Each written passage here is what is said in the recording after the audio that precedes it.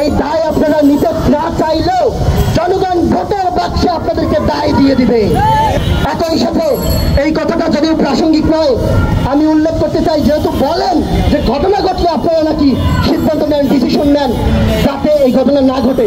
যখন দায় দিয়ে দেওয়ার মতো ঘটনা প্রেস কনফারেন্সে বলে ছাত্র দলের সভাপতি রাকিব বললেন ঘটনা ঘটছে অমুক দলের উপরে দায় দিয়ে দাও। এই ঘটনা বলার পর সেই সভাপতির এগেইনস্টে কি পদক্ষেপ নেওয়া হয়েছিল? একটা পদক্ষেপ নেওয়া হয় নাই। আজকে বেকায়দায় পড়েছেন।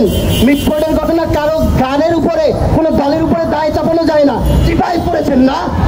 অপকর্ম সারা দেশে যেভাবে করতেছেন এমন চিপাই পড়বেন, আমরা শুভাকাঙ্ক্ষী হওয়া সত্ত্বেও আপনাদেরকে সেখানকে টেনে তুলতে পারবো না।